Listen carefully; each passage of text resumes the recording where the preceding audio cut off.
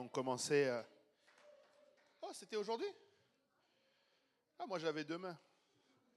Demain, il sera plus vieux d'un jour. Donc moi, j'ai même pas souhaité joyeux anniversaire à mon pasteur aujourd'hui. Mais il est dans l'avion. Dès qu'on va s'arranger. En tout cas, il a vieilli aujourd'hui, donc commencez à préparer le plan de retraite. Même si je sais qu'il ne va pas partir à la retraite, mais il sait que je vais le taquiner avec ça. Amen. J'aime mon pasteur. Amen. Alléluia. Il va fêter dans les airs, dans l'avion. Amen. Mais il va revenir et trouver tout le monde ici. Amen. Alléluia.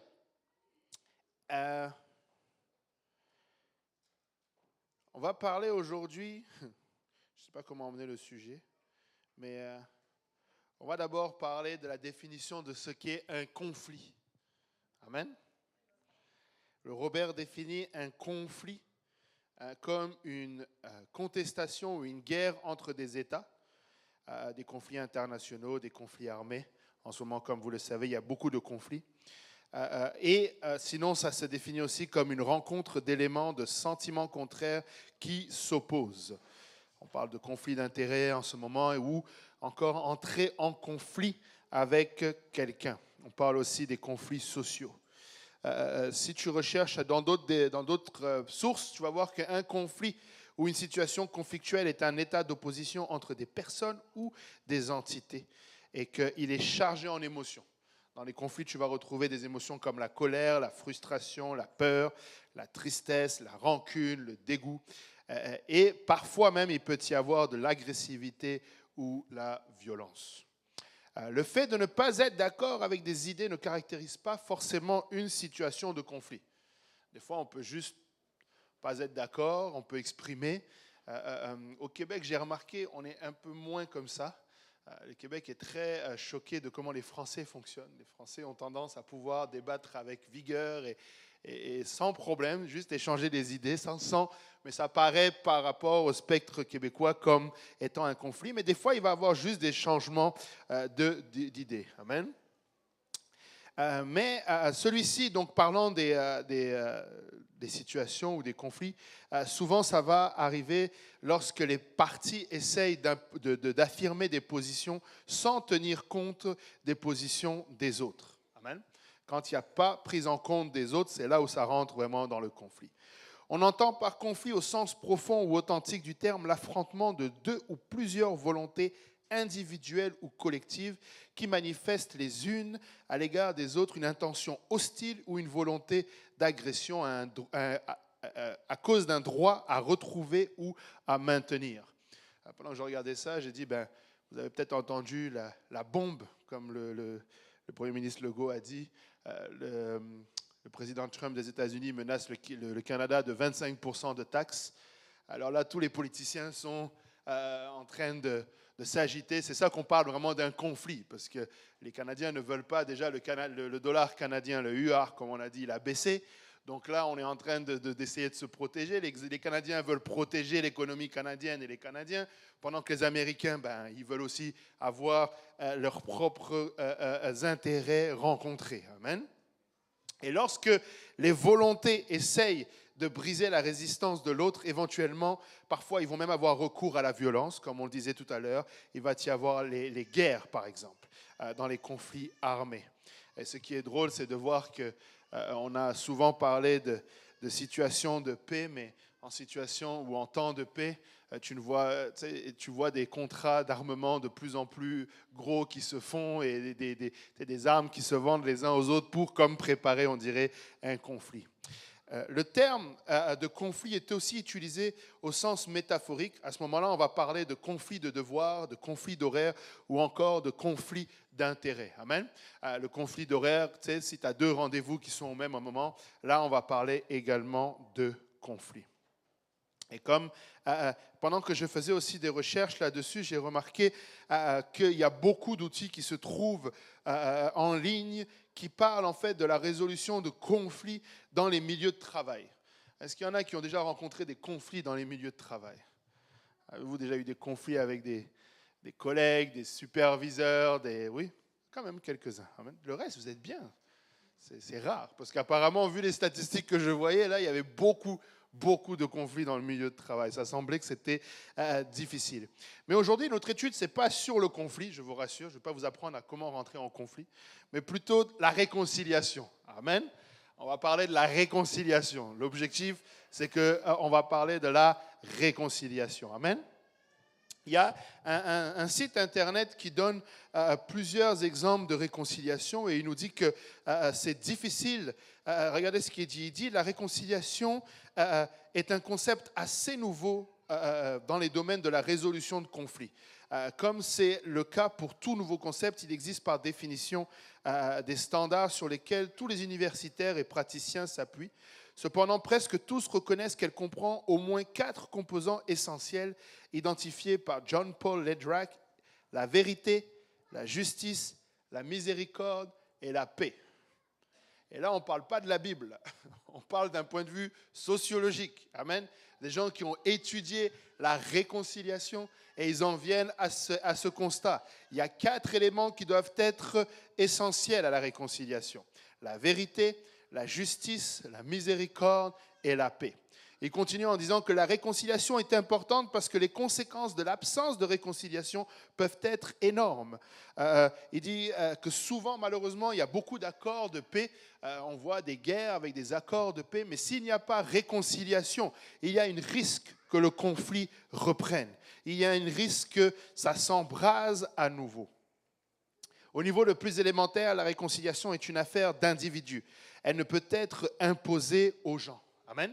C'est chacun qui doit prendre sa responsabilité et chercher la réconciliation. C'est à eux, individuellement, de décider s'ils veulent pardonner et se réconcilier avec leurs anciens adversaires. Amen. Ça va être à base du volontariat de chacun.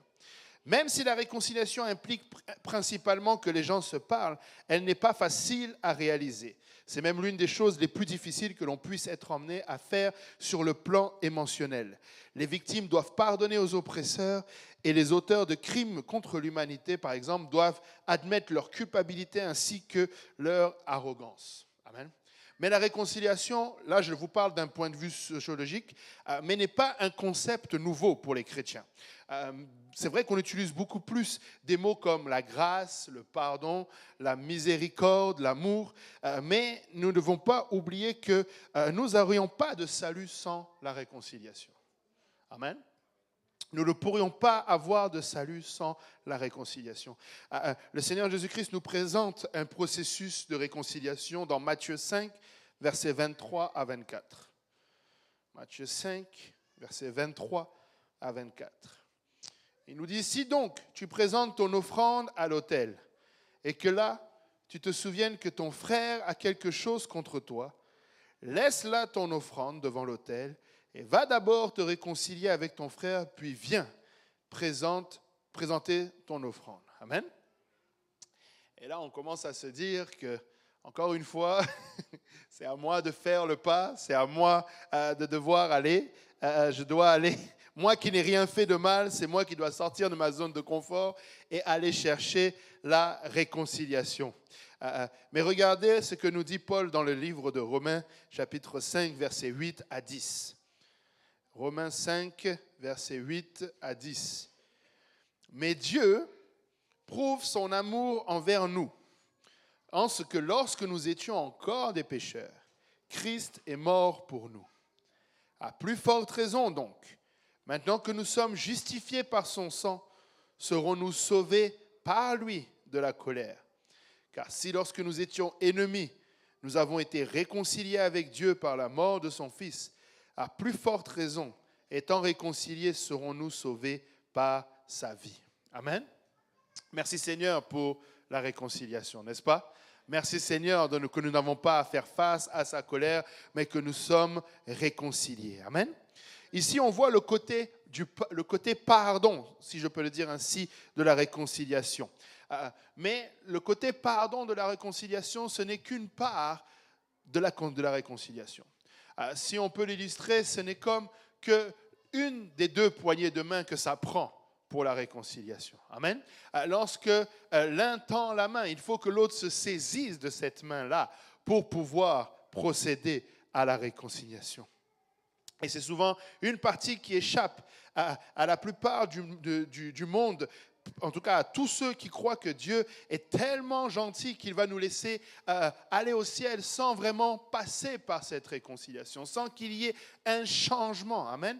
Le Seigneur, oui, a pourvu la réconciliation, mais tu dois embarquer dans cet accord de réconciliation. Il faut que, à ton tour, tu étendes ta main vers lui et que tu sois d'accord d'entrer en réconciliation avec lui. Amen. Il doit y avoir un changement dans la personne qui a été pardonnée. Le pardon est disponible, mais il nous faut juste simplement changer et accepter. Jean 3, 16 à 18 nous dit « Car Dieu a tant aimé le monde qu'il a donné son Fils unique, afin que quiconque croit en lui ne périsse point, mais qu'il ait la vie éternelle. » Verset 17, « Dieu en effet n'a pas envoyé son Fils dans le monde pour qu'il juge le monde, mais pour que le monde soit sauvé par lui. Celui qui croit en lui n'est point jugé, mais celui qui ne croit pas est déjà jugé, parce qu'il n'a pas cru au nom du Fils unique de Dieu. » Amen. Ça, c'est le principe de la main tendue. Une fois que le Seigneur a pourvu, il faut encore croire dans cette provision. Il faut encore aller chercher cette provision. Amen.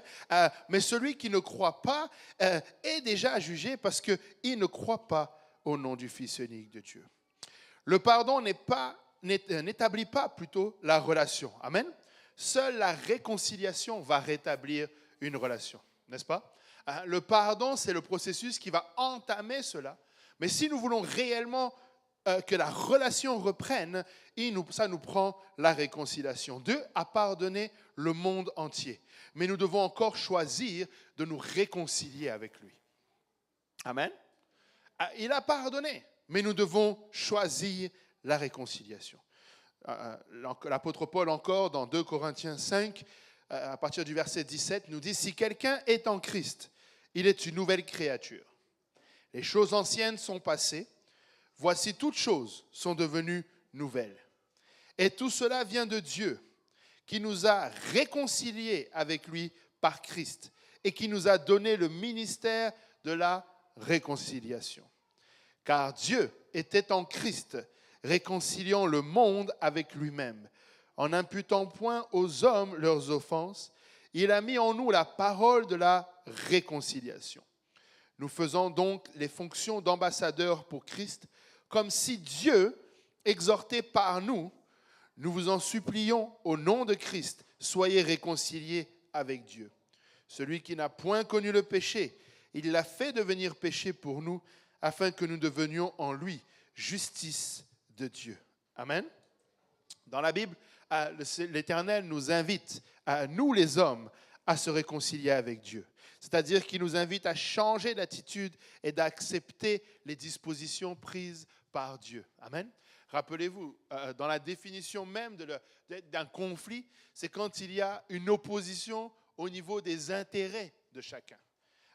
Et nous étions en conflit avec l'Éternel parce que nous ne voulions pas suivre ce que l'Éternel avait disposé pour nous. Amen. Et donc, si nous voulons être réconciliés avec Dieu, nous allons choisir et la manière dans laquelle il nous offre d'être réconciliés, et également, nous allons nous engager à changer. Maintenant, malheureusement, il y en a qui veulent étendre, et je ne suis pas en train de parler de ça, je ne dis pas que tu dois d'abord devenir parfait pour être réconcilié avec Dieu. Amen.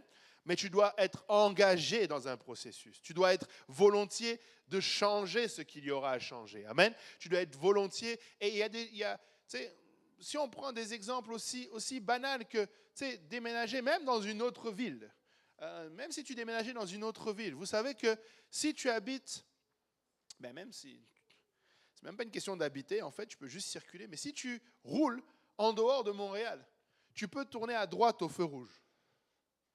Mais quand tu arrives sur Montréal, tu n'as plus le droit.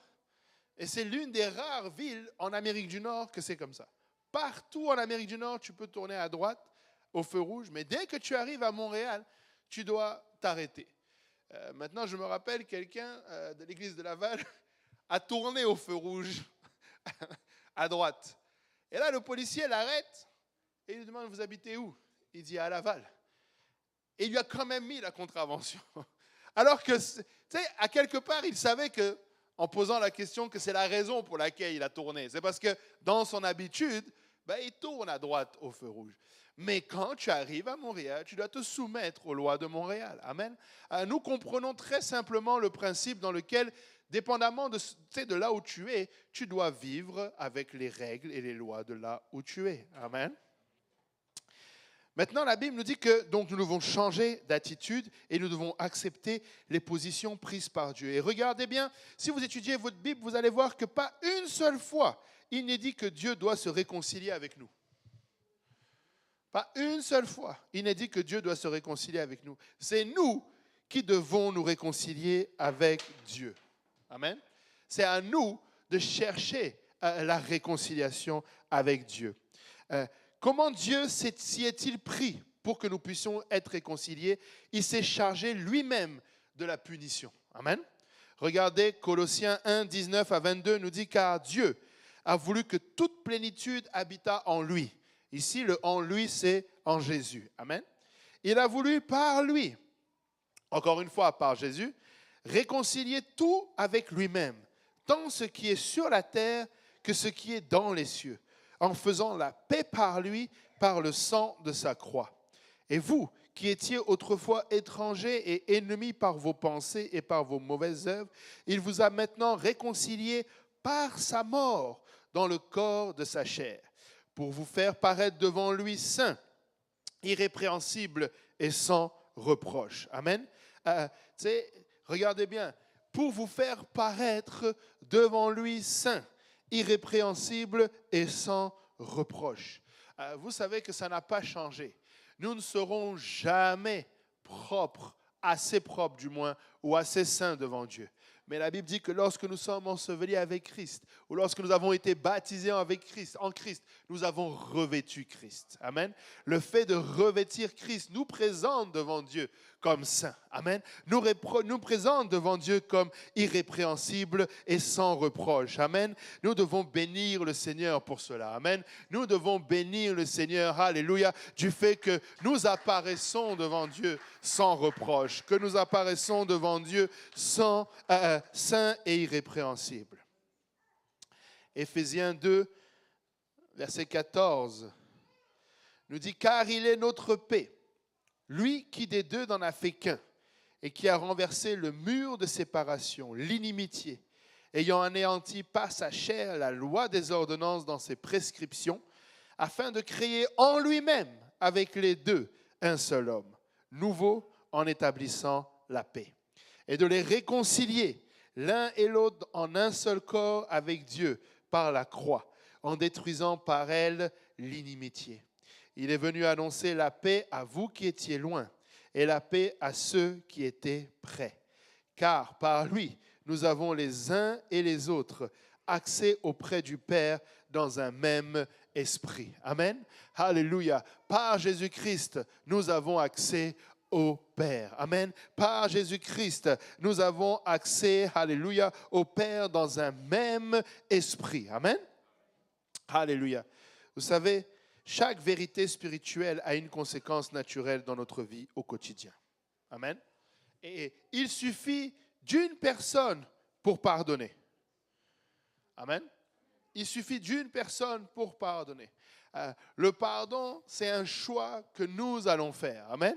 Nous allons choisir de pardonner. Nous allons, tu n'as pas besoin de faire une rencontre ou d'établir un accord. Il faut simplement pardonner. Amen. Mais par contre, encore une fois, pour que la relation soit rétablie, ça prend que les deux personnes choisissent de se réconcilier. Amen.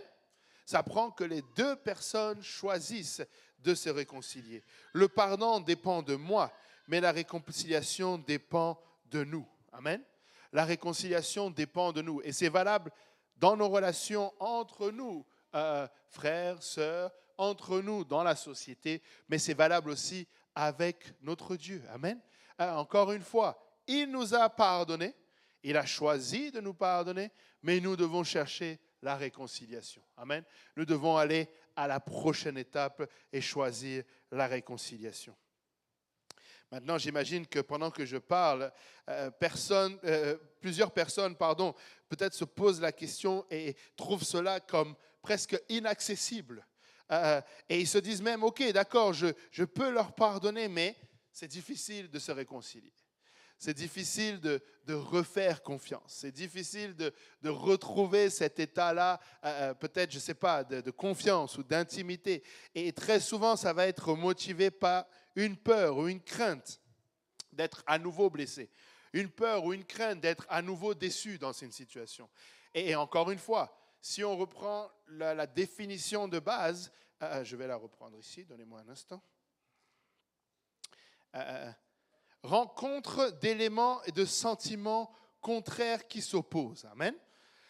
Tu sais, on a du mal à vouloir rentrer dans une réconciliation où on est encore dans une situation de conflit parce qu'on a peur justement que nos intérêts, et quand je dis nos intérêts, ne le voyez pas de manière péjorative. Tu peux avoir des bons intérêts. Peut-être que ton intérêt, c'est juste la paix. Peut-être que ton intérêt, c'est juste de vivre tranquille. Mais à un moment donné, tu veux que ton intérêt prime par rapport à une autre personne. Amen. Qui voit ça comme ça? C'est tendu, hein, je vois les mains là. Amen. On veut travailler. Amen. On veut travailler. Amen. J'essaie juste, je ne suis pas en train d'exposer personne. Je dis juste que ça, c'est la nature humaine. On n'aime pas trop. C'est pourquoi je pense que enfin, ce n'est pas étonnant, je devrais dire, qu'il y ait beaucoup de conflits au niveau du travail. Et en fait, par extension, il y a beaucoup de conflits quand il y a une proximité. Tu sais, il y a ton collègue, là, même si ça fait 2 ans que tu le connais, avant ça, tu ne le connaissais pas. Tu sais, lui, ce qu'il pense, ce qu'il voit. Et des fois, il y a différents types de conflits. On est dans des sociétés, vous avez vu ce qui s'est passé vendredi dernier à Montréal? Qui a vu ce qui s'est passé vendredi? Je vais faire comme dans ma classe maintenant. Il faut s'informer un peu de ce qui se passe autour de vous, amen. Parce que il faut savoir un peu ce qui se passe, c'est important, amen.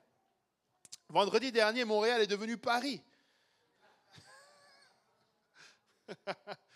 Ça faisait longtemps que je n'avais pas vu des images, je me suis senti chez moi, là, en France, ça faisait du bien. Il y a eu un conflit, pour le coup, amen. Il y avait des manifestants pro-palestiniens qui sont allés, ils ont manifesté pacifiquement jusqu'à ce que le pacifisme prenne le bord et qu'il commence à tout brûler. Et là, j'ai dit, voilà Paris. Et ça, c'est un conflit culturel, c'est un conflit. Et d'ailleurs, beaucoup de gens parlent de ces conflits, on parle de conflits importés. Tu sais, le Québec ne connaissait pas ça. Et ce n'est pas la première fois qu'Israël est en guerre à Gaza, là, mais c'est la première fois que le conflit est importé ici. C'est la première fois que d'autres intérêts sont en train de se parler. Quand il y a eu les élections politiciennes aux États-Unis, l'élection présidentielle, tout le monde essayait d'aller chercher, la politique c'est ça, tu essayes d'aller chercher, de capter l'intérêt du public. Et donc du coup, tu sais, chacun pense que s'ils vont là-bas et disent ceci, alors ils vont capter l'intérêt. Et ils ont été surpris de voir que malgré le fait qu'on a pensé, ou du moins on a décrit le président Trump comme raciste, comme... Tu sais, les musulmans ont voté pour lui, les étrangers ont voté pour lui. Donc, finalement, les intérêts, ils se posent la question, mais c'est quoi? Mais on importe vraiment des conflits. Amen. Donc, c'est normal qu'entre nous, nous ayons des intérêts qui divergent. Mais le conflit va rentrer quand il faut absolument que mon intérêt prime sur le tien. C'est quand on arrive à cette place où mon intérêt, ou le poids de mon intérêt est supérieur et il doit prendre le dessus. Mais nous sommes appelés entre nous à cohabiter. Amen. Nous sommes appelés à réaliser qu'il y a un intérêt qui est supérieur. Et l'intérêt supérieur, c'est celui du royaume. Amen. Nous devons arriver à une place où nous réalisons que le conflit ne peut pas demeurer entre nous parce que nous voulons que Dieu nous traite comme nous traitons aussi les autres. Amen. Et ce n'est même pas que nous voulons, c'est ce que Dieu va faire. Amen. Il va nous mesurer avec la mesure que nous utilisons. Amen. Et imaginez-vous un instant que le Seigneur n'ait pas ouvert la place à la réconciliation. Il aurait pu ouvrir la place au pardon sans la réconciliation. Amen.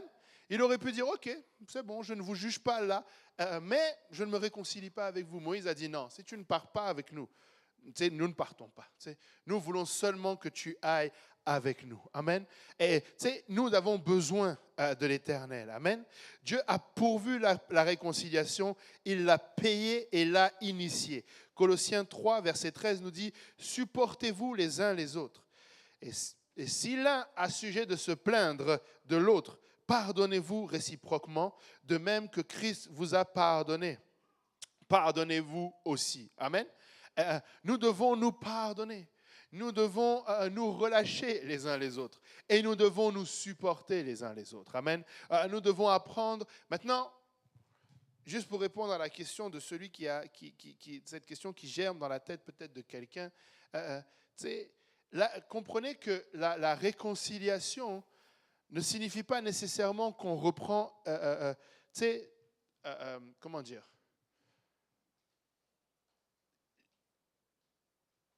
il y a certains, je vais le mettre comme ça en perspective, il y a certains privilèges ou certaines façons de fonctionner dans une relation qui dépendent de chaque relation et qui ne sont pas uniformes avec tout le monde. Tu sais, je peux avoir une relation avec le frère Vandrich où je lui donne mes clés de ma voiture sans souci, je sais qu'il va en prendre soin ou je lui fais confiance, on a cette confiance-là pour X ou Y raison, je l'ai vu conduire ou peu importe. Et tu sais, si toi et moi on est ensemble mais que je ne te prête pas les clés de ma voiture, ça ne veut pas dire que je t'aime moins, ça ne veut pas dire que je suis moins en relation avec toi. Amen. Maintenant, je prête ma voiture à Vandrich, il rentre dans un mur. Ma voiture est cassée. Hein? Et puis là, je récupère, les assurances du merci payent, et puis je récupère les clés de ma voiture, enfin, je récupère une voiture du moins, et tu sais, je pardonne à mon frère, et je me réconcilie avec lui. Mais ça ne veut pas dire que s'il me demande ma voiture, je vais encore lui reprêter ma voiture. Et ce n'est pas que je ne me suis pas réconcilié avec lui. Amen. Tu sais, on est réconcilié. Et tu sais, le manque de réconciliation, ce serait vraiment plus caractéristique du fait qu'on ne se parle pas, on n'est pas capable d'être ensemble. Tu sais, on sait ce que c'est que le manque de réconciliation. Amen. Tu sais, il n'est pas normal dans une relation de proximité fraternelle, parce que c'est ce que nous sommes dans l'Église, frères et sœurs, que nous ne sommes pas capables de nous asseoir à la même table. Amen. Tu sais, qu'on ne puisse pas partager le même repas. Amen.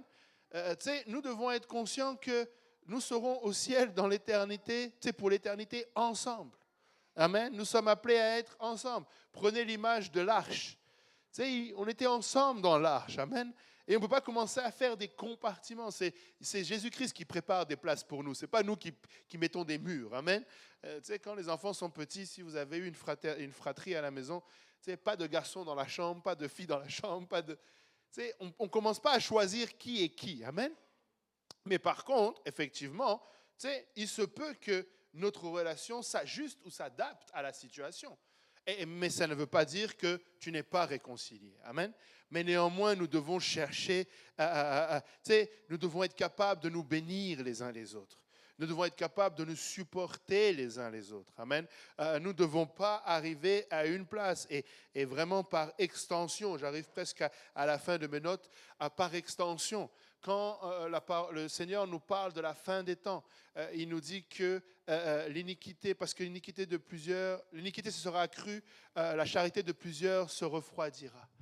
Tu sais, si vous faites une étude de l'amour qui va se refroidir, c'est qu'il est en train de mettre en garde l'Église que notre amour ne soit plus au même point. Tu sais, c'est-à-dire que tu estimes juste, je suis dans le respect, je dis bonjour, mais ça ne te fait plus rien de savoir que ton frère a besoin que tu intercèdes avec lui. Ça ne te dit plus rien de prier, de l'aider, de l'épauler, d'être là avec lui, de le soutenir. Ça ne te dit plus rien. Tu es déjà en train de te refroidir.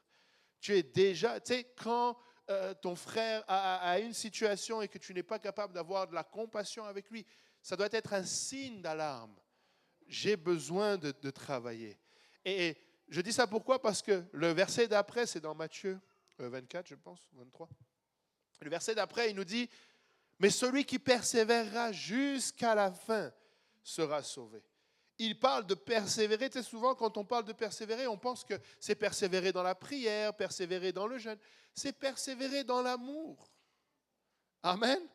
Nous devons persévérer à nous aimer les uns les autres. Est-ce qu'il va y avoir des conflits? Probablement qu'il va y avoir des conflits. Et en plus de ça, surtout quand l'Église grandit. Plus l'Église grandit, plus nous sommes nombreux, plus des choses peuvent... tu sais, parfois même... j'avais mis une note, mais je crois que je ne la retrouve plus, celle-là.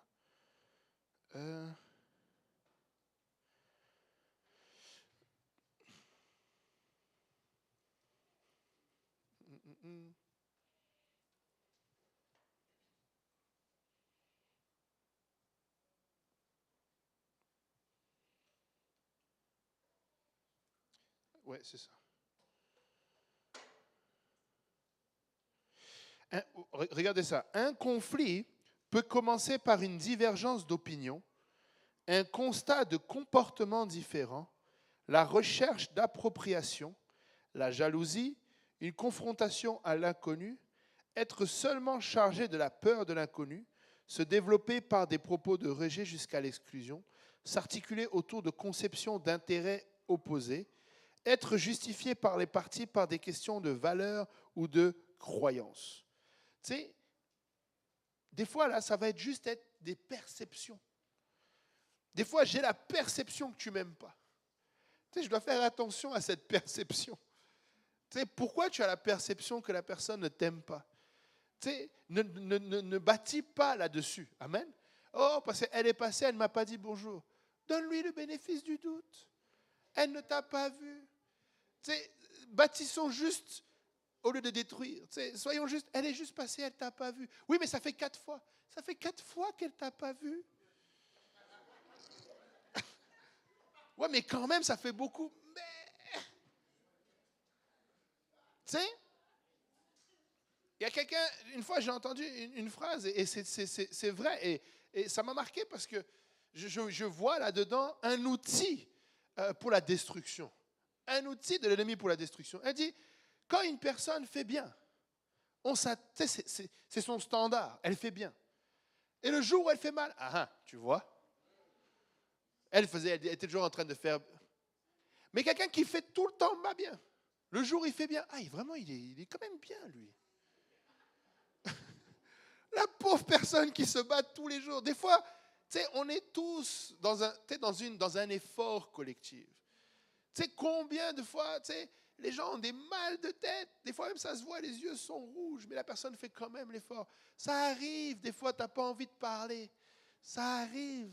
Comprends-le que ton frère, ce jour-là, il est juste ailleurs. Des fois, la personne, elle est là, tu as l'impression qu'elle te regarde, mais elle est loin dans sa tête. Elle est ailleurs. Elle est dans des situations. Et là, tu es comme, mais pourquoi elle me regarde comme ça? Elle me fixe du regard. Tu penses que... Non. Amen. Donnons-nous les bénéfices du doute. Donnons-nous. Et je disais même, des fois, je parle avec elle. Je parle avec ma mère et je lui dis, j'ai vu beaucoup ma mère souffrir de ce que les gens pensent. C'est de la souffrance. Arrête avec ce que les gens pensent.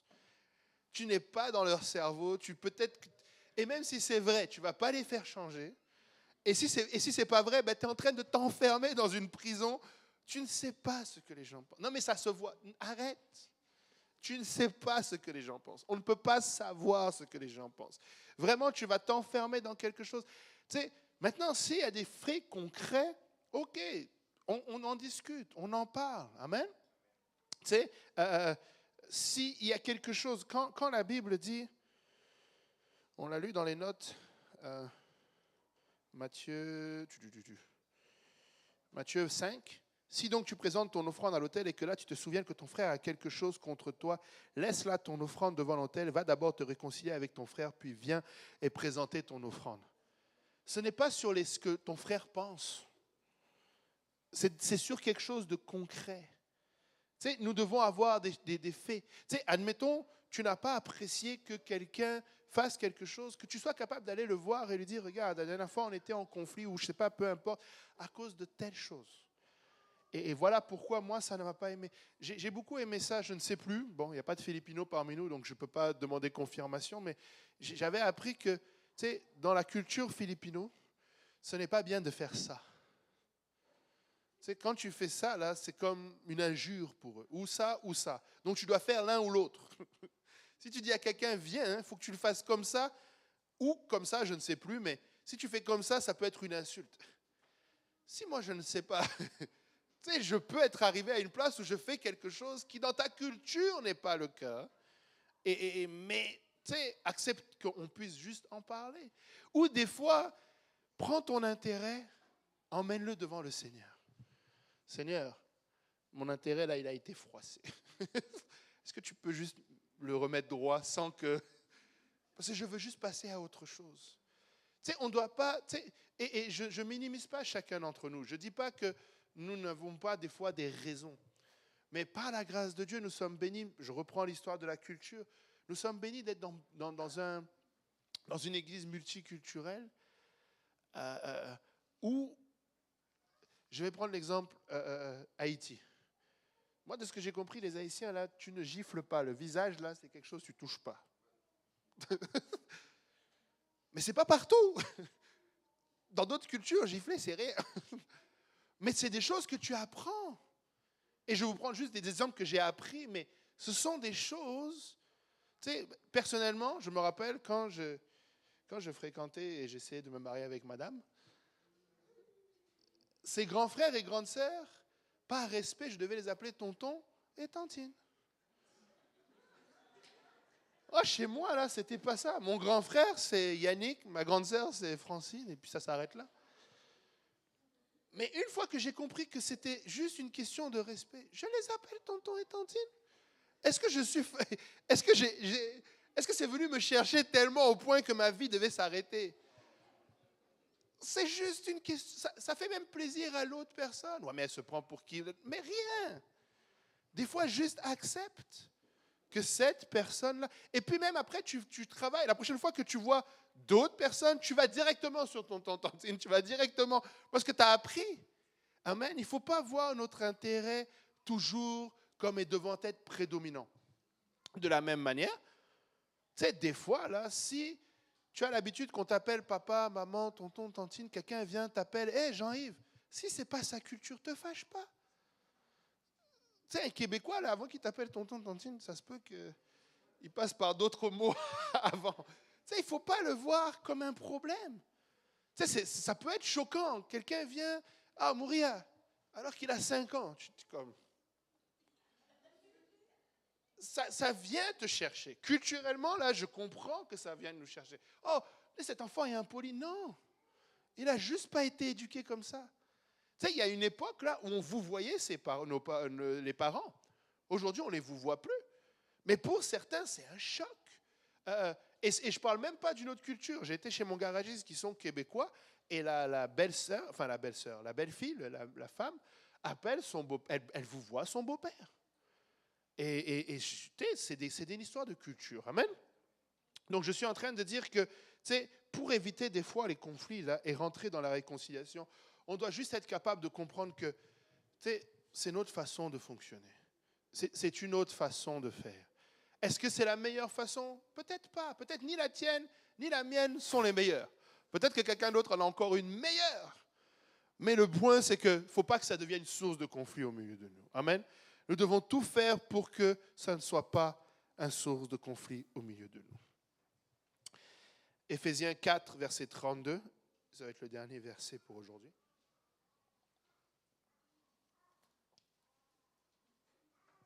Éphésiens 4, verset 32. Soyez bons les uns envers les autres. Amen. Soyez bons. Tu sais, quand tu viens voir quelqu'un là, ton objectif doit être bon. Et ça commence par bonjour. Tu sais, bonjour, juste bonjour. Tu sais, juste la simple bonjour. Oh, mais il ne me répond pas. Toi, dis bonjour.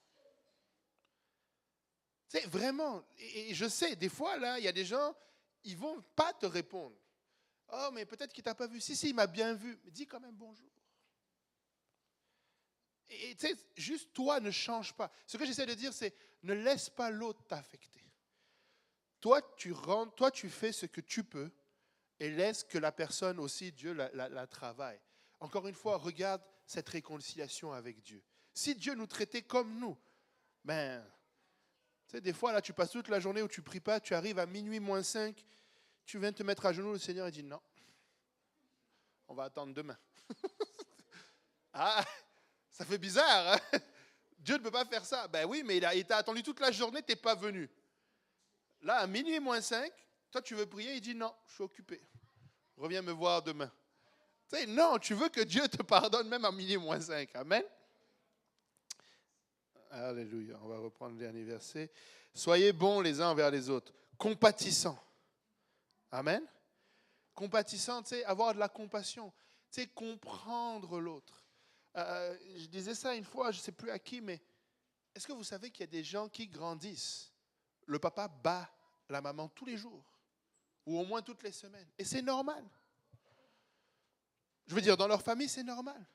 Donc, l'enfant qui grandit comme ça, là, il y a tout un travail à faire. Il y a des gens qui grandissent dans des familles, pour exagérer vraiment, de mafieux, où les enfants participent à compter l'argent du braquage de la banque. Ça te paraît peut-être bizarre, mais rends grâce à Dieu que toi, tu es né dans une famille avec de l'ordre et la crainte de Dieu. Mais ce n'est pas le cas de tout le monde. Donc nous devons comprendre qu'il y a des gens qui doivent... il y a des gens qui ont peut-être un peu plus de travail sur certaines choses qui paraissent pour le coup basiques. Et malheureusement, ou heureusement, ça dépend comment on le voit, le monde devient de plus en plus loin dans ces choses-là. Et les gens qui vont venir à l'église vont être de plus en plus loin aussi dans ces choses-là. Ils ne vont pas avoir les mêmes codes. Ils vont pas avoir... Et je ne dis pas que c'est à nous de nous adapter et de diminuer, mais nous devons au moins les laisser tranquilles, le temps qu'ils changent. L'erreur serait de se dire, ah non, pour les avoir, on va... Non, non, nous, on reste là où on est, parce que nous connaissons le standard, nous connaissons le rocher, on ne bouge pas. Mais on est patient avec ceux qui viennent. On est patient avec ceux qui arrivent. On doit pas, on ne veut pas qu'ils changent du jour au lendemain. Il ne faut pas avoir l'impression que cette personne doit du jour au lendemain changer. Il dit, vous pardonnant réciproquement. Amen. Réciproquement, toi aussi, à un moment donné, tu vas avoir besoin de te faire pardonner. C'est pourquoi tu dois pardonner. N'oublie pas qu'un jour, peut-être que toi aussi, tu vas en avoir besoin. Et il y a très forte chance que tu en aies besoin. Comme Dieu vous a pardonné en Christ. Amen. Et rappelez-vous, nous étions encore pécheurs quand Christ est mort pour nous. Il n'a pas attendu la qualification. Il a juste rendu disponible. Amen. Ce qui veut dire que quand tu pardonnes quelqu'un, ne pense pas que parce que tu l'as pardonné, elle a changé. Non, elle est toujours à cette même place. Elle n'a pas encore changé, mais toi, tu as pardonné. Et quand la personne recommence, ne sois pas surpris nécessairement. Parce que quand tu lui as pardonné, là, ce n'est pas ça qui l'a changé. Amen. Accompagne-la dans le processus. Accompagne-la. Continue de l'aimer. Vous savez que l'amour change. L'amour fait beaucoup d'efforts dans le changement. Aide vraiment à changer. Lorsque quelqu'un, il y a des fois des gens, on appelle ça vraiment se saboter soi-même. Il y a des gens, et surtout toi tu vas voir ça chez les enfants, ils vont tout faire pour que tu les rejettes. Ils sont tellement habitués au rejet qu'ils vont tout faire pour pouvoir, quelque part dire, voilà, je savais. Je savais que lui aussi c'était juste un piège.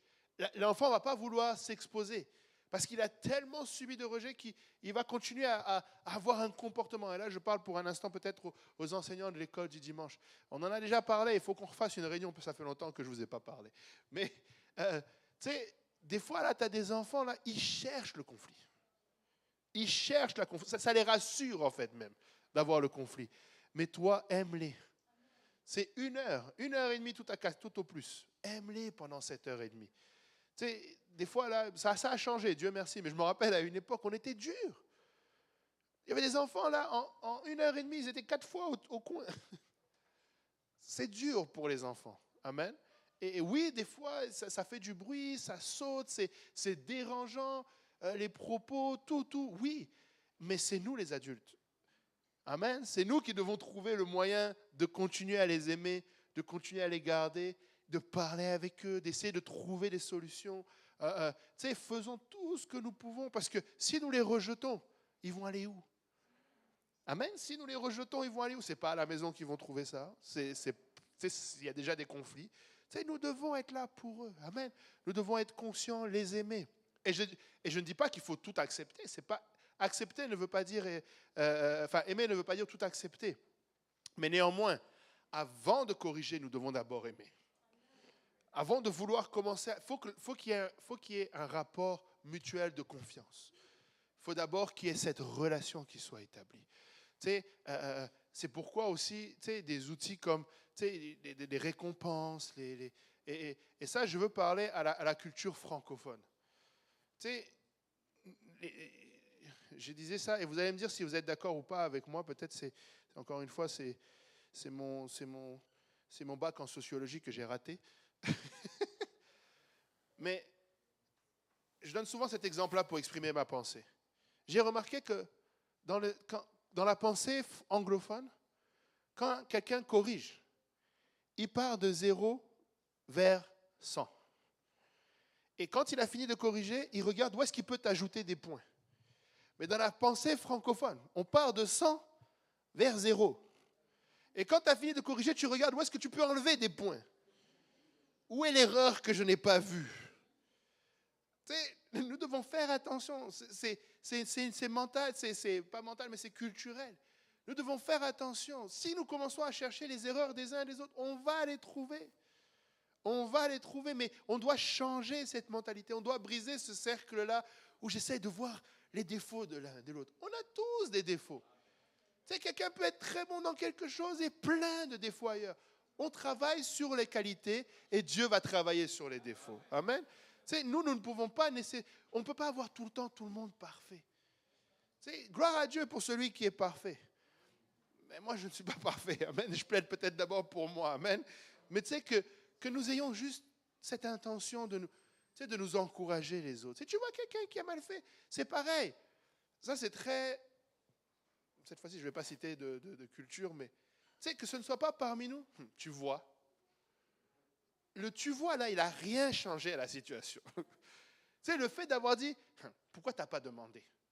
Il n'a déjà pas demandé. Là, c'est comme tu voulais prouver qu'il n'a pas... Juste aide la personne. Aide-la. Montre-lui. Non, tu sais, tu peux faire juste un peu comme ça.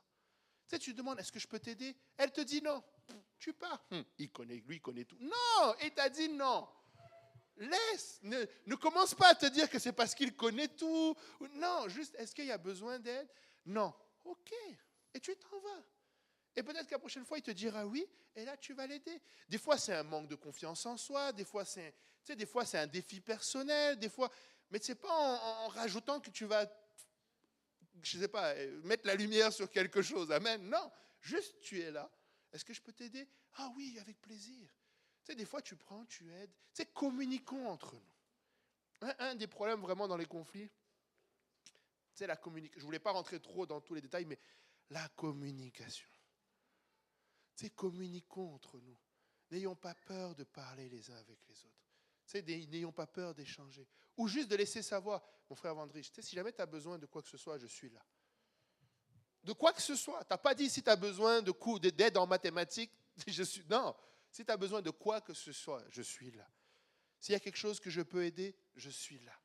S'il y a quelque chose que je peux t'accompagner, je suis là. S'il y a besoin d'aide, où que ce soit, sachez que je suis là. Et tu vas aider la personne. Amen. Alléluia. Est-ce qu'il y a des questions avant que je conclue? Non? Vous n'osez pas? Vous avez peur de la réponse?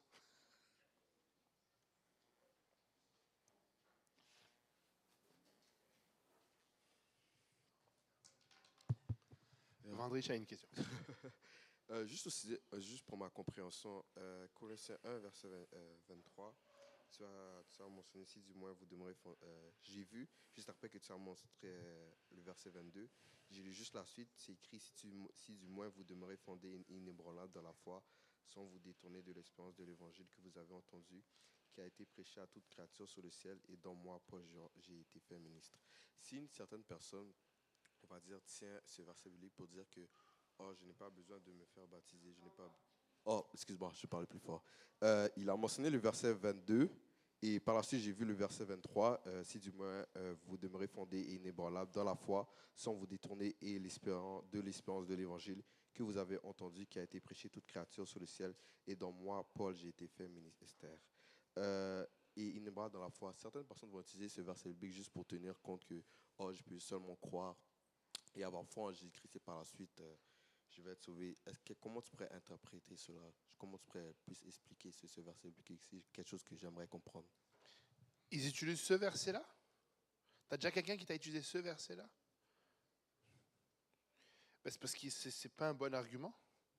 Ben, dans le sens où si vous demeurez fondés et inébranlables dans la foi sans vous détourner de l'espérance de l'évangile. Donc la personne dit quoi? Elle se considère comme inébranlable dans la foi, c'est ça? Ok. Ben, là, dans ce cas-là, c'est parce que j'avais peur de ne pas comprendre, mais le point, c'est d'aller trouver dans Jacques qui nous dit que la foi sans les œuvres est morte. Tu sais, c'est toujours une question de... C'est parce que la foi, on veut la mettre dans une espèce d'assertion mentale, quelque chose d'abstrait. Or, la foi est concrète. La foi... Tu sais, Dieu a donné à tous une mesure de foi. Et maintenant, c'est à nous de cultiver cette foi. Mais comment tu vas cultiver cette foi? Par les actions que tu poses au quotidien, et par notamment la parole de Dieu que tu vas lire tous les jours. La foi vient de ce qu'on entend vient de la parole de Christ. Tu sais, t'assurer, nous devons prendre soin de cette foi-là. Amen. Tu sais, nous devons faire grandir cette foi. Il doit y avoir des fruits qui sortent de cette foi. Nous avons une responsabilité par rapport à la foi. Les gens, souvent, vont avoir peut-être l'impression que la foi, c'est quelque chose d'abstrait qui émane de Dieu, qui est du domaine de Dieu, que Dieu prend et je ne sais pas, le met. Non. Dieu nous fait confiance avec la foi, mais il nous demande d'arroser cette foi, de travailler avec cette foi, de démontrer notre foi. Tu sais, c'est par la foi que je vais agir sur certaines choses. Par la foi, je vais faire certaines choses.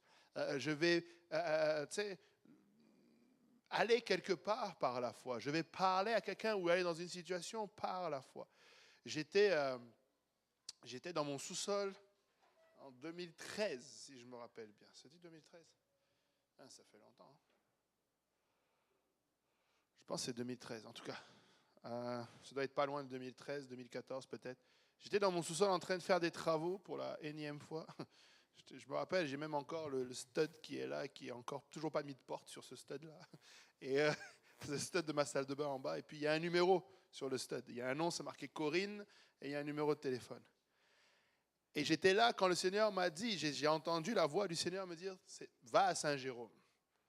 On était en train de chercher une bâtisse, il me dit, va à Saint-Jérôme. Et je suis monté, ma femme était dans la cuisine, assise sur la table, j'ai dit, chérie, on va à Saint-Jérôme. Je bénis le Seigneur pour ma femme elle a juste fait, ok, on est parti. Elle aurait aimé peut-être que sa porte soit placée, mais elle a juste dit, bon, de toute façon, toi, c'est fini avec toi. Donc. Et par la foi, on est allé à Saint-Jérôme. Et c'est ce jour-là qu'on a trouvé la bâtisse de Saint-Jérôme. J'ai appelé j'ai appelé la courtière immobilière pour une autre bâtisse qui était en location. Et elle me rappelle et elle me dit, je vous envoie l'information. Mais elle m'envoie l'information de la bâtisse qu'on a à Saint-Jérôme. Et qui n'a rien à voir avec pourquoi je l'ai appelé. Et qui était à vendre à un prix très raisonnable, qui était même moins cher qu'une location. Et bref, tout le processus jusqu'à ce qu'on est devenu propriétaire. Mais j'y suis allé par la foi. Je ne savais pas ce que j'allais faire, je ne savais pas où est-ce que j'allais y aller, mais par la foi, j'y suis allé. Si je n'étais pas allé, il n'y aurait pas eu le résultat. Et ne vous y trompez pas, il n'y aurait pas eu le résultat. Tu sais, des fois, on va dire, oh non, mais le Seigneur aurait fait autrement. Oui, mais des fois, le Seigneur, il n'a pas autrement pour le coup, là. C'est pourquoi il veut que nous soyons disponibles. Combien d'opportunités manquées? Vous pensez, c'est pour quelle raison qu'il dit dans Ézéchiel que nous sommes des sentinelles sur qui, si nous prévenons, tu es libre. Mais si tu ne préviens pas, c'est sur toi, parce que Dieu a voulu t'utiliser et il n'a pas pu t'utiliser. Tu sais, il ne faut pas penser que... je sais que Dieu peut faire toutes choses, mais soyons disposés à le faire. Amen. Soyons des outils. Ne soyons pas de ceux qui ralentissent le royaume, mais qui font avancer le royaume. Amen. Donc, la foi, c'est un argument par lui-même, je trouve que le verset se soutient lui-même, mais si vraiment il fallait aller définir la foi, il faut que la foi soit suivie des œuvres. L'évangile est disponible par les œuvres de Christ. S'il n'y avait pas eu les œuvres de Christ, l'évangile n'existerait pas. Il y avait la volonté de Dieu, n'est-ce pas? Il y avait la prophétie qui était sortie, mais l'œuvre devait suivre cela. C'est pourquoi Christ dit à Jean-Baptiste, il faut que nous accomplissions tout ce qui est juste, que nous accomplissions tout ce qui est juste. Il doit être fait. On doit faire les choses. Amen.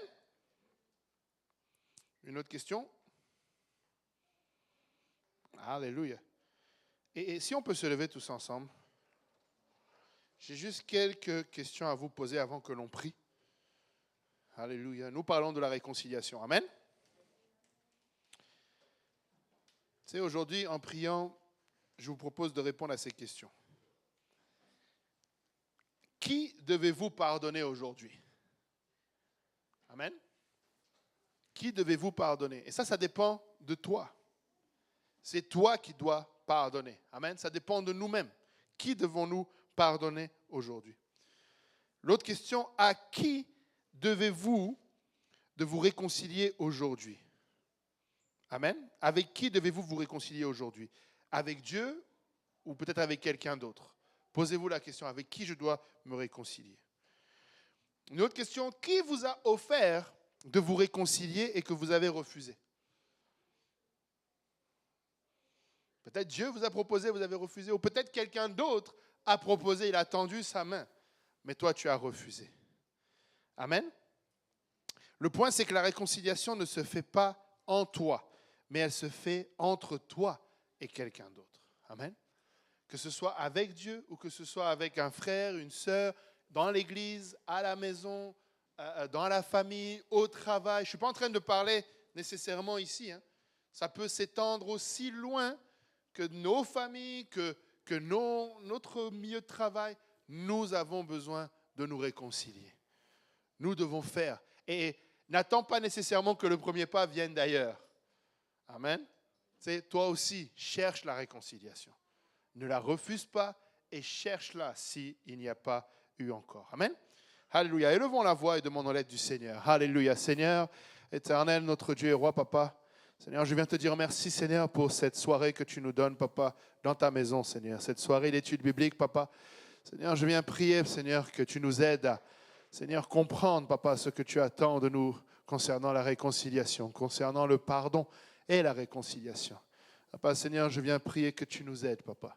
Seigneur, très certainement, papa, Seigneur, entre nous, papa, Seigneur, il nous est difficile, papa, de pardonner parce que nous oublions de réaliser que nous avions besoin de ton pardon, papa. C'est pourquoi je prie, Seigneur, que tu nous rappelles encore une fois, papa, Seigneur.